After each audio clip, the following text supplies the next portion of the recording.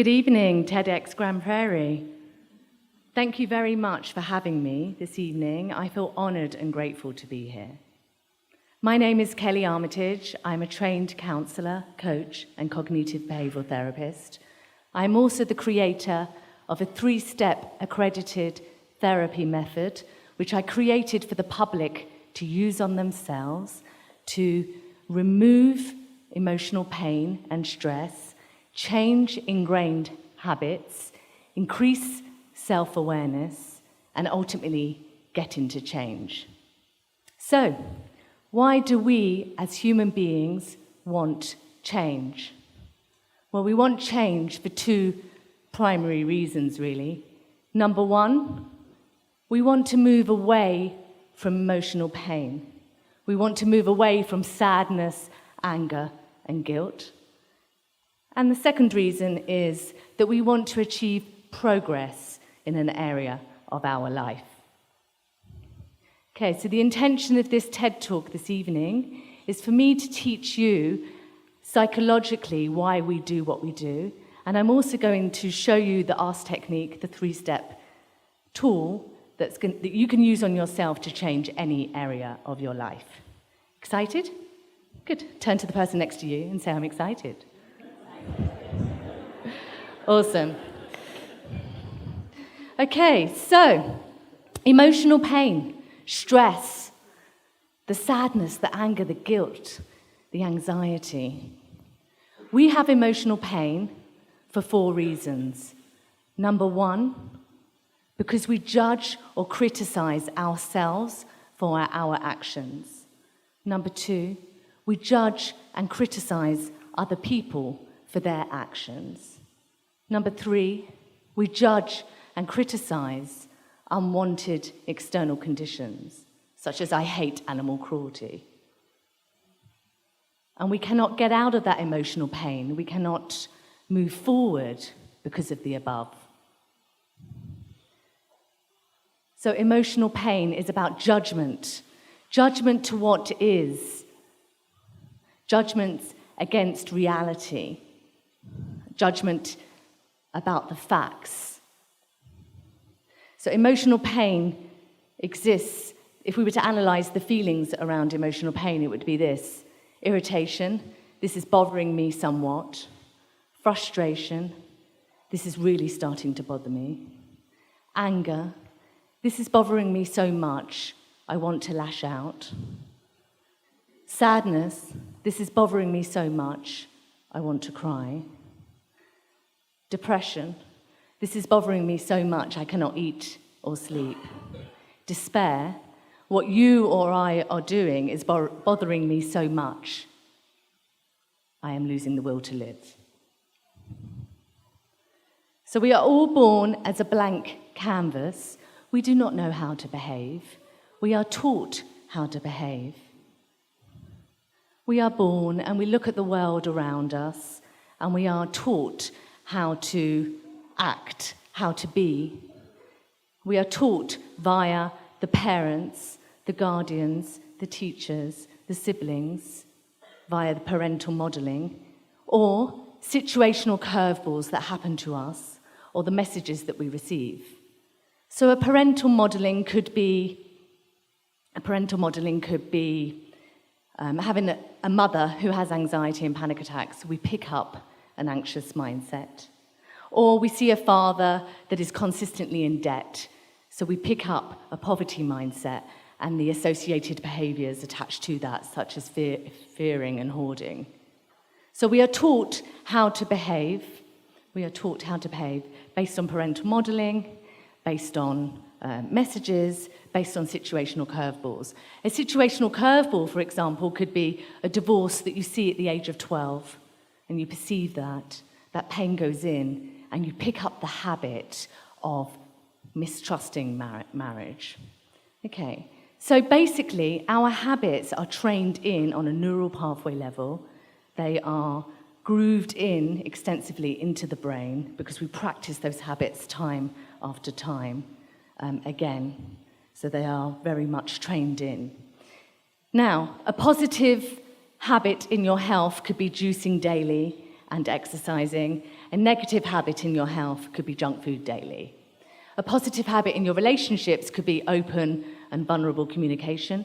A negative picked up habit in your relationships could be continual conflict. A negative habit in your career could be continual unemployment, or being, on the dole or something. And a positive career habit could be continual employment and going up the ladder. So we pick up our habits, we pick them up based on what we perceive around us. So we don't just pick up our habits for no reason, we pick up those habits for the psychological payoffs attached to them. The feeling before and during the act. So I had one client who had a food addiction, and she said, Kelly, I'm going to London in 3 months, but I've got the menus from the Ivy faxed over already. This was when I was living in Bahrain and I ran my clinic there. She said, I've got the menus faxed over already, and I'm going through the menus and I'm looking to see what dishes I want to order. So she had a food addiction. She was obsessed and creating a feeling of anticipation and excitement prior to the trip 3 months in advance. Same with addiction. People that are going to drug festivals, they start to think about the drugs 3 months in advance and what they're going to take. Okay, so the psychological payoff is the feeling attached to the habit. It starts with a yearning, an anticipation, an excitement before, through the thinking, you see. During the act, there's a relief, there's a comfort, there's a pleasure. Okay? So the feeling before and during the act is the high that you see there.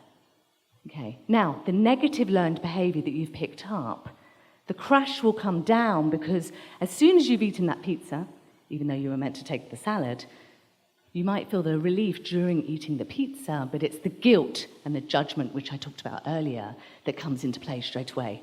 Damn, I can't believe I've eaten that again. Damn, I can't believe I took 5 ecstasy tablets at that festival. So that's why we do what we do, for the feeling before and during it. Okay, so I've taught you about stress. Why do we have stress? We have stress because of judgment. I've taught you about learned behaviors. We pick them up because of our parents, because of situational curveballs that happen to us, because of messages that were given to us. I've talked about the feelings associated before and during the habit that keeps that habit in place. So, how do we get into change? How do we change those habits that cause us a lot of pain? How do we change that obsession for 3 months thinking about food and then going there and stuffing it in London and then feeling such guilt after? How do we create change? We create change only because most people don't really know what they're doing. They're not even aware of their learned behaviors and payoffs. They're not aware of why they do what they do. They don't have that psychological understanding. We go into change when we hit a pain threshold or rock bottom, as you can see here. So, the man who has a second heart attack, he looks inward and he says, maybe it's my junk food daily that is causing this health issue. Or the woman that's on her 3rd divorce, she used to blame the previous husbands, but this time she's like, 3rd divorce, same pattern of men. Maybe I need to look at my codependency or my cheating, my behaviors in my relationships.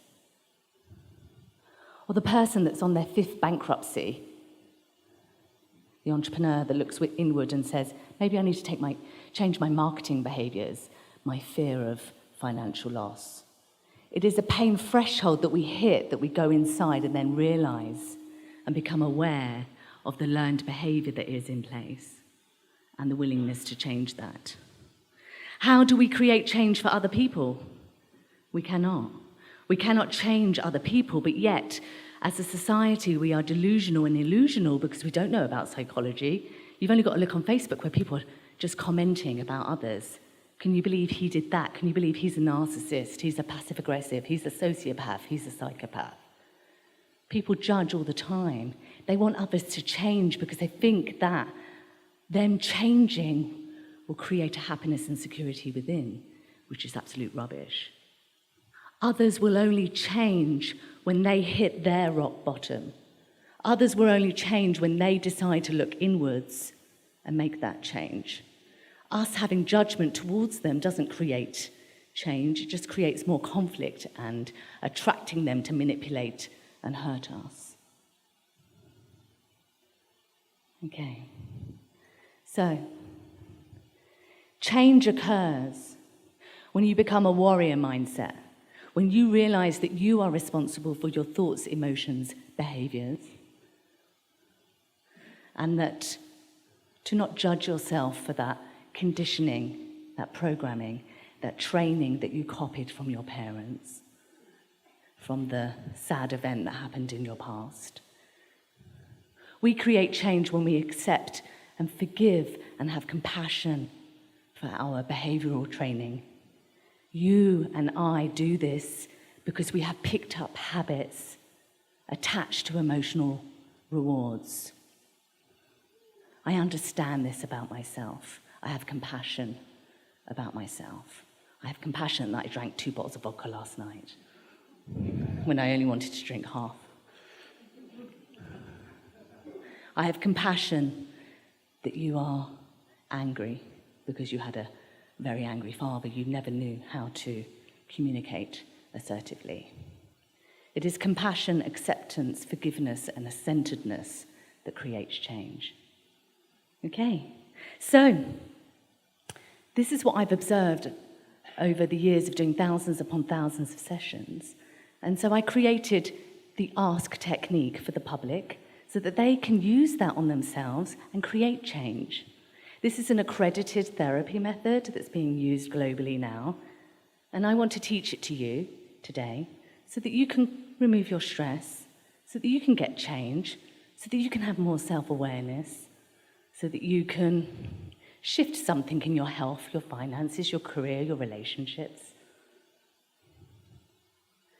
Okay, whenever I've done this technique on somebody, we have very, very powerful results. So I did this technique on a woman who had insomnia.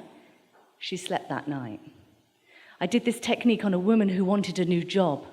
She rang me 4 weeks later because she changed her habits. And she rang me 4 weeks later to say, Kelly, I got a new job.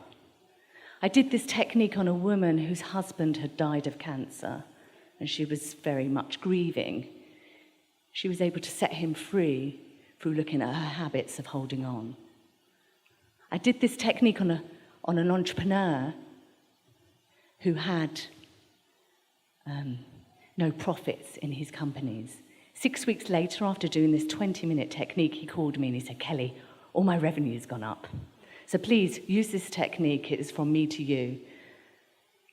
There is a course for therapists or those that want to study to become an A.S.K facilitator, and there are Serenity kits for the public if you wish to go deeper into this program. But this worksheet is free. Okay, so let's look at this example. So, list the issue that you're dealing with. I hate my mother-in-law, or whatever it might be. But in this case, I don't like how my boss or wife treat me. So this is an exact example from a client. So his issue was, I don't like how my boss or my wife treat me. See how his habit was being attracted in his career and his relationship. He was getting 2 results because of his one behavior. It's a perfect example to see that he was creating this outcome. So we list the issue, I don't like how my boss and my wife treat me, or whatever it might be. I don't like that I eat junk food. I don't like that I procrastinate. I don't like that I have anger outbursts. I don't like that I attract narcissists, whatever it might be. We list the issue. We then attach the 3 emotions to how you feel about this issue. So in this case, the man felt anxious, demotivated, frustrated. And we list how high that emotion is, and it should be a 9 or a 10 out of 10. So that means it's a perfect negative emotional reaction to work on. Okay, so we've got the issue, we've got the feelings, and the amounts out of 10. Then we go to step 1. Now this is 25 steps, and I condensed it down to 3 steps so that you guys could want to do it, so that you would want to do it. So step 1, commitment. How committed, how high is my intention? How willing am I to take away this pain and get a solution? If you're at a 2 out of 10, forget doing this technique and go and get some more pain until you hit your rock bottom, and then come back and make sure it's a 10 out of 10. Okay, so how high is my commitment? It should be a 10 out of 10. By saying that to yourself, your mind literally opens and you're willing to go on to the second step. You're willing to get into a warrior mindset. Step 2, the truth. The truth of my picked up habit. Here we have separated it. What are the picked up habits of the wife and the boss? Well, they're both they're both using criticism and bullying. They're having anger outbursts. That's their habits. The habits of the man, he was allowing bullying. He had no boundaries. He was passive in his communication. He probably picked that up from a parent. Then we list the payoffs, which is what I said earlier. The relief, the familiarity, the easiness during the action. Okay? Now, the next part is the plan. We cannot have a plan for the other people. We cannot change their habits. But it is a non-reaction to their habits, an observation of their habits, an awareness of their habits that creates change. As soon as we go into irritation or anger about someone else's habits, we keep attracting that to us. So we don't have a plan for them, except to forgiveness. The plan for us, if I have picked up the habit of allowing bullying because I got bullied at school and I never healed that, I can put down that habit and I can pick up the opposite habit of a non-reaction to bullying, only allowing respect, encouragement, and good treatment from others. If I picked up the habit of no boundaries, not really knowing how to teach people how to treat me. We teach people how to treat us, guys. We teach people how to treat us. If I picked up the habit of no boundaries, I can put down that habit and I can learn a new habit of assertiveness, of teaching people what I need and want, which is in this case, I will not accept your criticism or control, even if you are my boss. There are other jobs out there, by the way. Okay, so now we've listed the picked up habits, the payoffs, the plan. Now, this is the most important part of this technique. We must go to the habits and payoffs. And when we look at that, we go, well, I don't like that I have those habits and payoffs. I don't like that I've got this going on in my life. I don't like it that they've got that going on in their life. This is the part of the technique whereby we do a forgiveness, a centeredness, a compassion for the habits and payoffs of ourselves and others. We go back to the earlier part of the presentation where they don't know how to be any different. We don't know how to be any different. Okay? Everyone on the planet is doing the best they can with what they know. That's the truth. Everybody on the planet, with their brain chemistry, learned behaviors, payoffs, childhoods, are doing the best they can with what they know. So it's a compassion. So now we have compassion for the habits and the payoffs, and we have a motivation to go forward with the plan. So to create new neural pathways, studies say it is between 23 and 66 days continually practicing the new habit to create that new neural pathway within the brain. Non-reaction to bullying, assertive communication is the plan for this gentleman to make a change in his career and relationship. Okay. Step 3 is growth. What's my life lesson here? What am I being taught here? You know, the lotus comes from the mud. We must go through this pain to get to the lotus. Every time you have a negative situation in your life, it's because there is a lesson to be learned. When you learn that lesson, that pattern goes away and the next one comes. How great is that? Okay, so gratitude. This man was being taught self-love and respect. He was being taught it by his boss and his wife. Even if they went away, the next people would come along. His life lesson was self-love and respect. He's being taught how to be assertive. It's an essential skill in life if we want to have respectful relationships. And also he's gaining attributes of empathy, strength, resourcefulness. This is a wonderful technique if you want to do it on past trauma. Like I did it on a client that was raped at the age of 4. He was really able to let that go and get gratitude for the pain he had gone through. And he ultimately opened up an abuse centre for children. The lotus comes from the mud. We must get into gratitude for what we are being taught in our life. Okay, I hope that this technique serves you, and please use it on your life. It is my intention to alleviate suffering wherever I can. Thank you very much for having me.